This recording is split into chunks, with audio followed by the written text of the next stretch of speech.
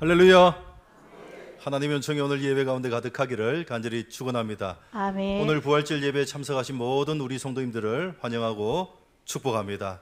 우리 앞뒤 좌우로 한번 인사하겠습니다. 잘 오셨습니다 하고 인사하겠습니다. 잘 오셨습니다. 잘 오셨습니다. 성도 여러분, 오늘은 부활주일입니다. 특별히 기독교는 유대인의 안식일이 아닌 주일을 지켜 예배를 드립니다. 그 이유가 바로 예수님의 부활에 있습니다. 그래서 우리는 예수님의 부활을 기념하여 예수님이 부활하신 날, 즉 안식으로 첫날에 예배를 드리며 이 날을 주의 날, 주일로 명명합니다. 그래서 초대교인들은 매 주일마다 예수님의 부활을 생각했고 예수 부활하셨습니다 하고 서로 인사를 했습니다. 우리도 다시 한번 인사할 때 예수 부활하셨습니다, 참 부활하셨습니다 하고 인사하겠습니다. 서로 예수 부활하셨습니다, 참 부활하셨습니다. 아멘. 성도 여러분, 기독교의 핵심은 십자가와 부활입니다. 우리는 십자가의 종교요, 부활의 종교입니다. 그래서 이 십자가와 부활은 교회를 떠받치는 두 기둥이라고도 하고 또 구원과 영생을 바치는 두 기둥이라 할 수가 있습니다. 왜냐하면 십자가는 죄와 죽음의 문제를 해결한 사건이고 부활은 그 해결이 영원한 생명으로 확장된 사건이기 때문입니다. 성도 여러분, 우리 인생의 근본 문제는 환경이 아닙니다. 상황이 아닙니다. 사람도 아닙니다. 바로 하나님과의 단절입니다. 그런데 2000년 전 예수님께서 십자가 대속의 죽으심과 부활하심으로 이 문제를 해결하신 것입니다. 그렇지 않습니까? 우리가 감기에 걸리면 나타나는 증상들이 있습니다. 그것이 무엇입니까? 오한이 듭니다. 재채기가 납니다. 두통에 시달립니다. 그래서 우리는 열을 내리려고 하고 기침을 멈추려고 합니다. 또 두통을 없애려고도 합니다. 그런데 아무리 증상을 붙잡아도 감기 바이러스라는 근본 문제를 해결하지 않는 한 이 문제는 영원히 지속되고 해결되지 않는 것입니다. 마찬가지입니다. 우리 인생에도 수많은 증상들이 있습니다. 관계의 갈등, 경제적인 어려움, 마음의 불안과 두려움, 실패와 상처. 그래서 우리들은 이것들을 붙잡고 살아갑니다. 즉, 이 문제만 해결되면 된다. 이 상황만 바뀌면 된다. 그러나 성경은 이 모든 것이 증상이요, 나타나는 현상뿐임을 말씀하고 있습니다. 성도 여러분, 인생의 근본 문제는 돈이 아닙니다. 사람이 아닙니다. 환경도 아닙니다. 인생의 근본 문제는 하나님과의 단절입니다. 그래서 예수님께서 이 땅에 오신 이유 역시 단지 인생의 문제를 해결하고 우리 인생의, 우리 환경을, 우리 상황을 보다 좋은 환경으로, 상황으로 바꿔주시기 위함이 아니라 우리의 근본 문제인 죄 문제를 해결하고 하나님과의 단절, 이것을 회복하고 해결하기 위해 오신 것입니다. 성도 여러분, 감기가 나으면 자연히 기침도 멈추고 열도 내려가고 몸이 회복됩니다. 마찬가지로 하나님과의 관계가 회복되면 인생 전체가 새로운 방향으로 움직이기 시작하게 되는 것입니다. 아멘. 그러므로 십자가와 부활을 알고 믿는 그 세계로 들어간 사람은 더 이상 이전 같은 기준으로 살아가지 않습니다. 왜냐하면 세상을 바라보는 관점이 달라졌고 내적인 가치 판단 역시 달라졌기 때문입니다. 그렇지 않습니까? 가령 큰 병을 앓고 있다가 건강을 회복한 사람, 그래서 죽음의 문턱까지 간 사람이 어찌 이전의 삶의 방식으로 살아갈 수 있겠습니까? 물론 모를 때야 밤을 지새우기도 하고 몸을 함부로 사용하며 살아왔다 할지라도 깨달은 이상은, 아는 이상은 더 이상 이전과 같은 삶의 방식, 더 이상 이전의 가치관대로 살아가지 않는다 하는 말씀입니다. 성도 여러분, 신앙 역시 신앙은 보는 것이 아닙니다. 신앙은 체험이 아닙니다. 신앙은 아는 것이요 깨닫는 것입니다. 이것이 바로 신앙입니다. 그래서 성경 요한복음 17장 3절에 영생은 곧 유일하신 참 하나님과 그가 보내신 자 예수 그리스도를 아는 것이다. 즉 신앙은 유일하신 예수 그리스도를 보는 것, 체험하는 것, 이것이 아니요 유일한 예수 그리스도를 아는 것이다. 이것이 바로 신앙입니다. 그렇지 않습니까? 아무리 보아도, 아무리 체험해도, 아무리 가르쳐도 여전히 알지 못하는 사람이 있습니다. 그러므로 진정으로 보는 것이란 아는 것이요 진정한 체험이란 아는 것이라 말할 수가 있는 것입니다. 바라옵기는 오늘 우리의 신앙이 무엇을 보는 것, 체험하는 것, 이것을 추구하는 신앙이 아니라 유일하신 예수 그리스도를 아는 신앙이 되시기를 주님의 이름으로 간절히 축원합니다. 아멘. 그런데 오늘 본문에 보면은 부활이라는 이 놀라운 사건을 보고도 그것을 알지 못하는 사람이 등장합니다. 그들이 바로 본문의 막달라 마리아요 예수님의 제자들입니다. 본문에 보면 안식 후 첫날 일찍이 아직 어두울 때에 했습니다. 그때 막달라 마리아가 예수님의 무덤을 찾았습니다. 그런데 무덤에 와서 보니 이미 무덤을 막았던 돌은 옮겨졌고 예수님의 시신은 온데간데 없이 사라진 상태였습니다. 그래서 마리아는 곧장 달려가서 제자들에게 이 사실을 알렸고, 그래서 오늘 베드로와 함께 오늘 성경의 저자인 요한이 예수님의 무덤으로 달려간 것입니다. 그랬더니 정말 막달라 마리아의 말대로 예수님을 쌌던 수건과 세마포는 있는데 예수님의 시신은 온데간데 없이 사라지고 말았던 것입니다. 그래서 8절에 그때야 무덤에 먼저 갔던 그 다른 제자도 들어가 보고 믿더라 했습니다. 즉 막달라 마리아의 말대로 시신이 없었더라 하는 말씀입니다. 그런데 이상하게도 성경은 덧붙여 무엇인가를 말씀하고 있습니다. 그것이 바로 9절이에요. 우리 9절 말씀 스크린 보시고 함께 봉독해 보십시다. 시작.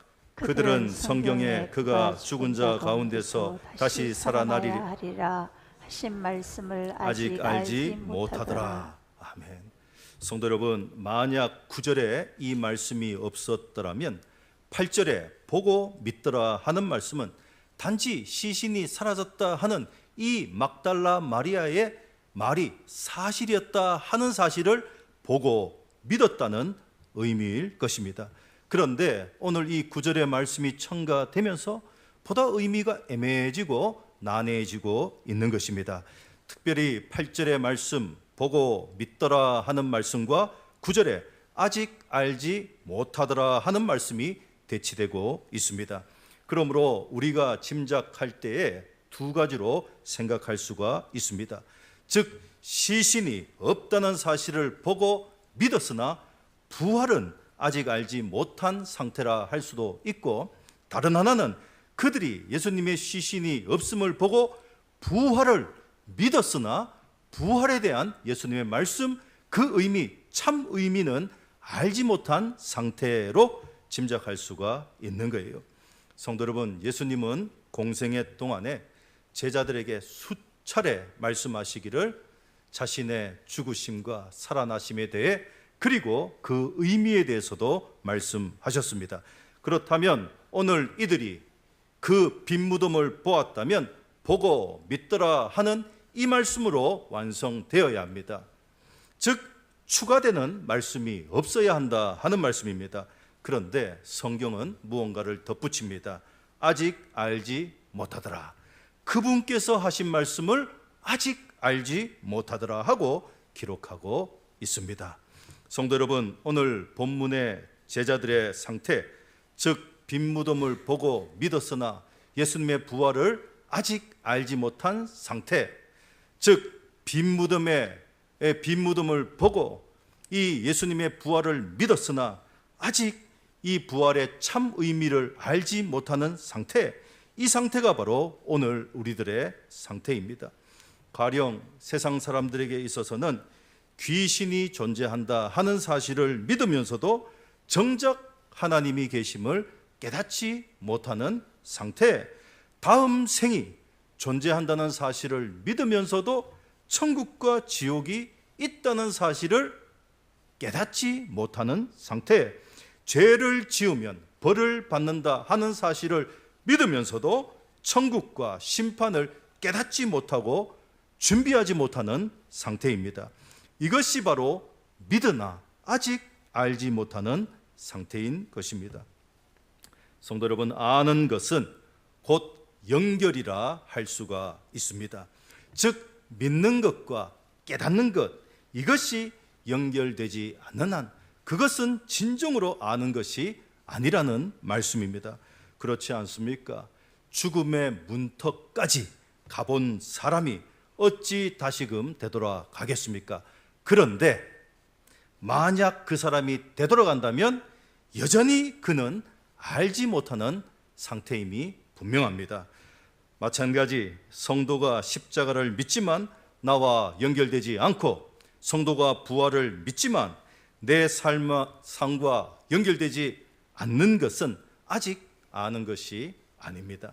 그러나 진정으로 십자가를 아는 자는 자신의 삶에서 십자가의 삶을 살아갑니다. 진정으로 부활을 아는 자는 오늘 마리아처럼 울지 않습니다. 그런데 오늘 마리아는 울었습니다. 왜요? 부활을 모르기 때문입니다. 그래서 천사가 말하기를 여자여 어찌하여 우느냐, 이제는 부활을 아는 자가 되라 하는 말씀입니다. 그럼 예수님의 부활을 안다, 예수님의 부활을 안다 하는 것은 무엇을 말하는 것입니까? 예수님을 아는 것을 말합니다. 생명이 예수님께만 있다는 사실을 아는 것입니다. 내가 아니면 너희는 결코 생명에 들어가지 못하리라 하는 사실을 아는 것입니다. 아시다시피 예수님을 십자가에 메어던 사람들이 바로 그 당시의 종교 지도자들입니다. 특별히 바리새인들은 천국도 알고 또 천사도 알고 부활도 알았습니다. 그럼에도 불구하고 예수님을 십자가에 못 박았습니다.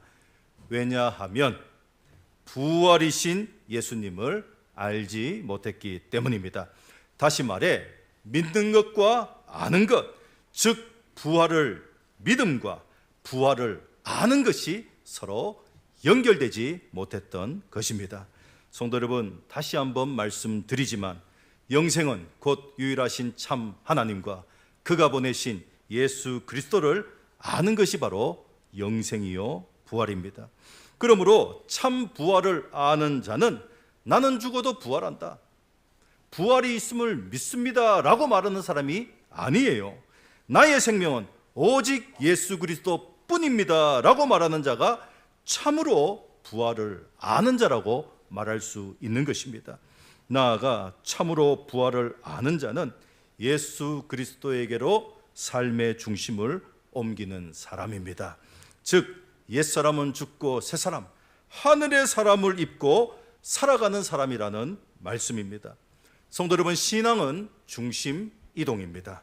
믿음은 보이는 세계에서 보이지 않는 하나님의 세계로 눈이 띄는 것이고 그 세계로 들어가는 것이 바로 믿음입니다. 그런데 놀라운 것은 하나님이 택한 백성에게는, 하나님이 구원을 주시겠다 택한 백성에게는 하나님께서 친히 우리를 그 세계로 이끄신다 하는 사실입니다. 이것이 큰 은혜요 감격인 줄로 믿습니다. 특별히 오늘 본문의 마리아, 그는 예수님을 너무나도 사랑했던 여인이었습니다. 그는 과거에 7 귀신에 들려 고통을 받던 여인, 어둠 속을 헤매었던 여인이었습니다. 그러나 예수님을 만난 후에 그녀의 삶은 새롭게 변화가 되었습니다. 그래서 이 은혜가 얼마나 큰지, 그래서 마리아는 예수님의 십자가의 현장까지도 따라갔고 예수님이 그 죽는 그 마지막 순간까지 그 모습을 끝까지 지켜보았으며 죽으신 후에도 가장 먼저 예수님의 무덤을 찾았던 것입니다. 즉 끝까지 따랐던 여인, 특별히 오늘 본문에 보면 제자 둘이 빈무덤을 보고는 집으로 돌아갔다 할지라도 홀로 빈무덤에 끝까지 남아 있었던 여인이었습니다. 즉 그만큼 예수님을 깊이 사랑했던 여인, 예수님으로부터 한없는 은혜를 받았던 여인, 즉 은혜를 아는 여인, 하나님이 택하신 여인이었다 하는 거예요. 그런데 안타깝게도 그녀는 무덤을 보고 또 무덤을 보았지만 여전히 예수님의 부활을 알지 못했습니다. 그래서 그저 무덤 밖에 서서 지금 홀로 울고만 있을 뿐입니다. 그런데 11절에 보면은 울면서 했습니다. 즉 울면서 몸을 구부려서 다시금 빈무덤을 쳐다본 거예요. 그때 어떤 일이 일어났습니까? 우리 12절 말씀 함께 봉독해 보십시다. 시작. 흰옷 입은 두 천사가 예수의 시체 뉘었던 곳에 하나는 머리편에 하나는 발편에 앉았더라. 아멘. 성도 여러분, 과연 이 모습이 어떤 모습과 같겠습니까? 우리 한번 스크린 보시기 바랍니다. 마치 구약의 지성소에 있던 속죄소의 모습과도 같습니다. 성도 여러분, 속죄소가 무엇입니까? 법궤의 뚜껑입니다. 희생 제물에 피를 쏟았던 자리가 바로 속죄소입니다. 그럼 그 모양이 어떻게 생겼습니까? 속죄소의 좌우편에 보시면 두 그룹, 즉 두 천사가 있습니다. 그럼 오늘 본문의 빈무덤, 이 빈무덤의 천사들은 어디에 있습니까? 흰옷 입은 두 천사가 예수의 시체 뉘었던 곳에 하나는 머리편에 하나는 발편에 앉았더라. 그러므로 지금 이 빈무덤의 모습이 바로 구약의 속죄소의 모습이 그대로 실현되고 있는 현장이라 할 수가 있는 것입니다. 그렇다면 그 의미가 무엇입니까? 결국 이 빈무덤의 광경은 유월절 어린 양 되신 예수님의 피 흘리심과 죽으심으로 우리의 죄가 사함받았음을 보여주는 것입니다. 아멘. 그러나 여전히 마리아는 알지 못합니다. 그저 흐느껴 울고 있을 따름입니다. 그때 천사가 말합니다. 어찌하여 우느냐? 어찌하여 우느냐? 그때 마리아가 대답합니다. 예수님이 없음에 제가 웁니다. 성도 여러분, 오늘 이 모습 역시 바로 오늘 우리들의 모습입니다. 오늘 우리 역시 부활이 이루어진 이 현장 앞에서도 여전히 울고 있는 이 여인과도 같습니다. 왜요? 내 삶에, 예수님이 내 삶에 없다고 느끼기 때문입니다. 성도 여러분, 오늘 이 부활의 아침에 여전히 내 삶의 문제 가운데 예수님이 없으므로 그래서 우는 심정으로 교회에 나오신 분들이 계십니까? 여전히 시신을 찾고 있는 이 마리아와 같이 예수님을 찾아다니는 성도님들 계십니까? 그것은 마치 예수님이 누구신가에 대해 전혀 알지 못한 채 신앙하는 자와 같다고 할 수가 있는 것입니다. 그래서 오늘 천사들이 하는 말이 어찌하여 우느냐? 어찌하여 우느냐? 이것은 우는 이유에 대해서 묻는 것이 아닙니다. 울 필요가 없는데 왜 울고 있느냐 하고 책망하는 말씀입니다. 성도 여러분, 예수님은 부활하셨습니다. 예수님은 지금도 우리의 삶에 개입하시고 간섭하시고 인도하시는 분으로 계십니다. 그래서 성도는 울음이 없고 절망이 없는 거예요. 왜냐하면 모든 것을 주님께서 책임져 주시기 때문이요. 아울러 이는 내 힘이 아닌 살아계신 하나님의 힘을 믿기 때문입니다. 그래서 예수님을 믿고 하나님의 사랑과 은혜와 자비하심을 진정으로 믿는 성도는 어떤 상황에서든 울지 않습니다. 어떤 상황에서든 든든한 삶을 살아가는 거예요. 성도 여러분, 우리는 죽은 예수님을 믿는 사람들이 아닙니다. 다시 사신 예수님, 부활하신 예수님을 믿는 사람입니다. 그러므로 문제는 우리의 삶에 주님이 계시지 않는 것이 아니라 우리가 알아보지 못하고 우리가 깨닫지 못하고 있을 따름입니다. 그런데 이런 마리아에게 부활하신 예수님이 나타나십니다. 그래서 15절에 여자여 어찌하여 울며 누구를 찾느냐? 그러나 마리아는 여전히 예수님을 알아보지 못합니다. 그저 동산지기인 줄 알았더라 합니다. 그때 16절에 다시금 예수님께서 부르십니다. 그런데 어떻게 부르십니까? 마리아야, 마리아야 하고 이름을 부르십니다. 즉 관계가 회복되는 순간입니다. 그리고 그 순간 그녀의 눈이 열리고 뜨여서 드디어 그분이 주님이심을 알아보게 되었던 것입니다. 아멘. 성도 여러분, 성경은 찾아오신 하나님에 대해서 기록하고 있습니다. 즉 다른 종교와 같이 인간이 신을 찾으러 가는 것이 아니라 하나님께서 항상 인간을 찾아오십니다. 그리고 찾아오시는 주님은 울음을 기쁨으로, 절망을 소망으로, 사망을 생명으로 바꾸시기 위해 찾아오시는 것입니다. 아멘. 오늘 주님이 우는 마리아에게 찾아오셨습니다. 그리고 어찌하여 울며 누구를 찾느냐 하셨습니다.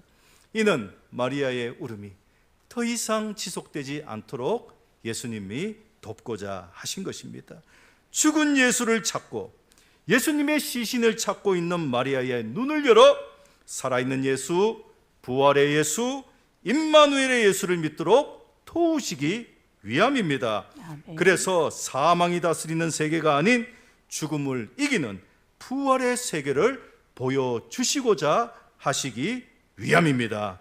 성도 여러분, 예수님은 부활하셨습니다. 아멘. 바로 웃기는 2000년 전 마리아를 찾아오신 우리 주님께서 오늘 이 자리에, 오늘 우리에게 찾아오심으로 우리의 눈이 열리고 뜨이는 은혜가 있기를 간절히 축원합니다. 아멘. 그래서 이제는 주님을 모르는 자로 살고 주님을 모르는 자로 신앙하는 사람이 아니는 주님을 아는 자로서 울음과 두려움과 절망과 사망의 자리에서 산 소망과 부활의 생명 가운데 살아가시는 우리 성도님들 되시기를 축원합니다. 아멘. 예수 부활하셨습니다.